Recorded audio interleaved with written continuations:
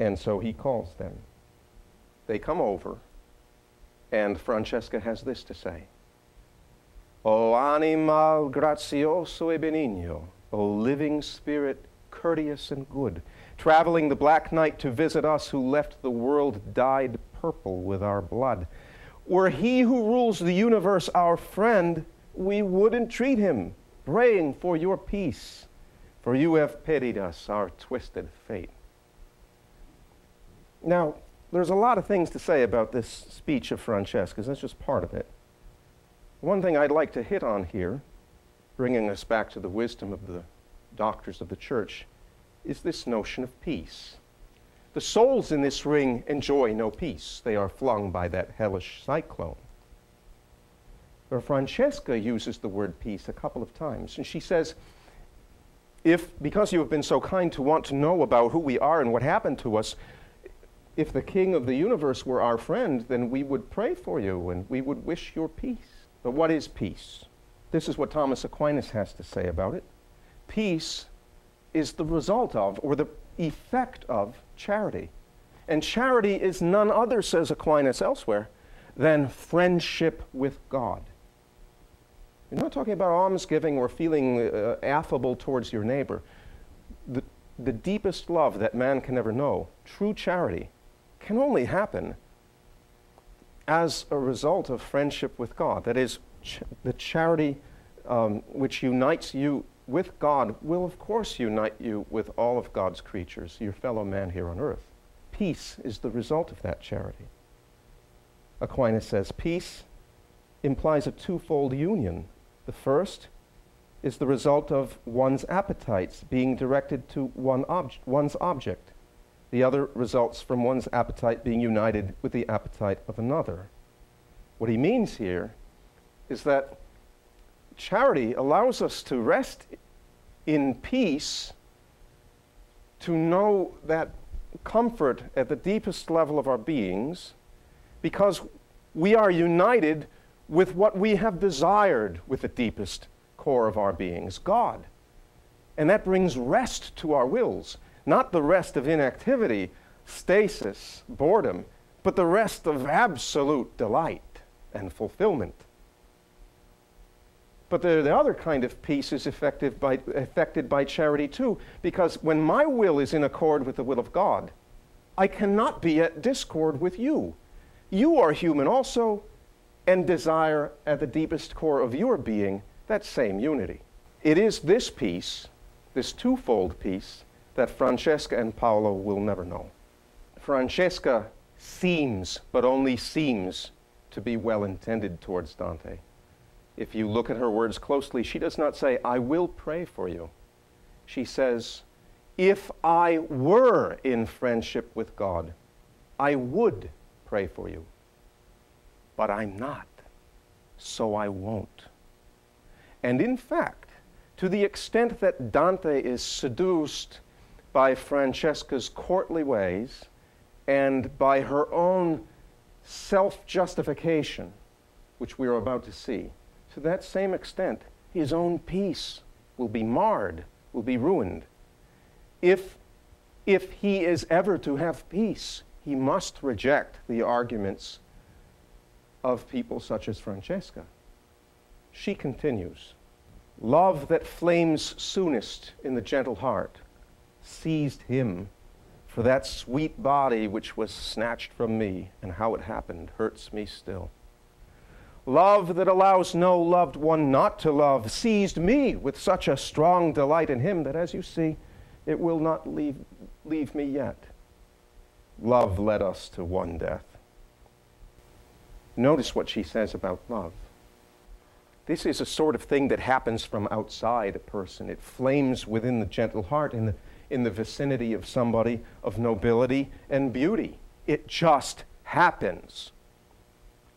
There is no power of the intellect to say, well, gosh, you would really love this Paolo, this brother-in-law of yours most properly if you helped direct him towards his end as a human being, which is to enjoy charity, the friendship of God and of all God's people.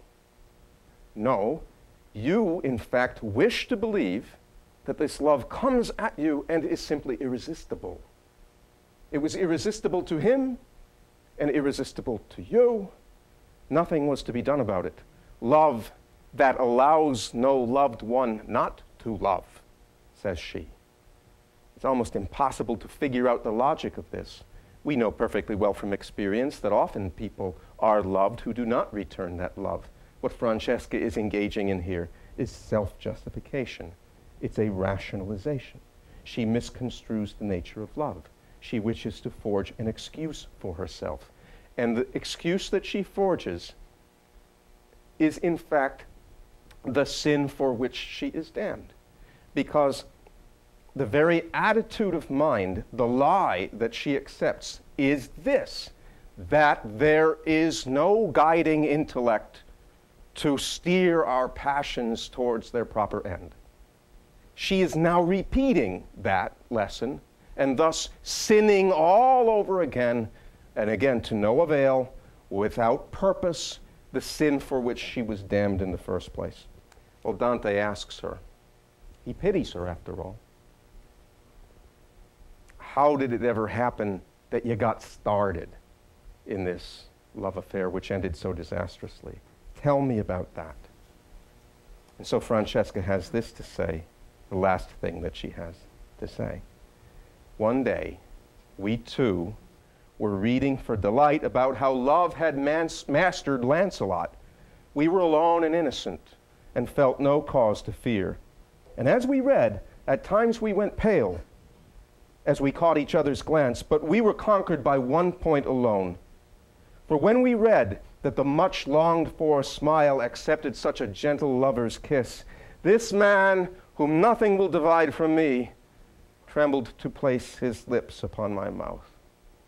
A pander was that author and his book. That day we did not read another page. Such is the intense drama of our lives. Modern man wishes to ignore that drama. Modern man wishes to think that pretty much everything around him is meaningless. It's arbitrary. I may like this, I may like that. Doesn't really matter. Certainly doesn't matter to God. It's not going to have eternal consequences. And if God exists, and we rather comfort ourselves with the thought that he does, modern man generally likes to keep that option open, oh, why then he'll be a good sport about it all, and he'll just sweep us off to eternal bliss, or whatever that is. Modern man has such a reduced, such a dull conception of this life of ours. There's no drama here. But there is real drama in that scene in the drawing room between Paolo and Francesca. They shouldn't have been together, perhaps. And if they were together, they should have been doing something else besides reading a courtly romance about the greatest adulterous lovers of all time, Lancelot and Guinevere. Lancelot betraying his lord and King Arthur by sleeping with his wife. At the very moment when Guinevere first capitulates to her passions and allows Lancelot to kiss her, at that moment, Paolo looks to Francesca and, trembling, perhaps with some deep knowledge that this is the beginning of the end, this is the beginning of disaster, trembling with love and with terror, places his lips upon her mouth.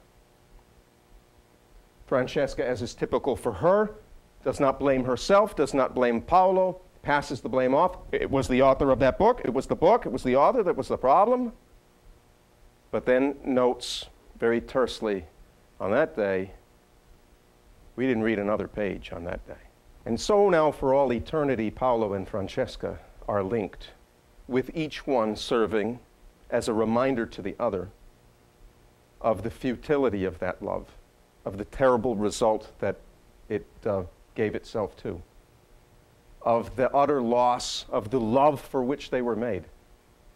Please don't think that it is a comfort to either one to have them there, even in hell, next to each other for eternity. There can be no true love between them.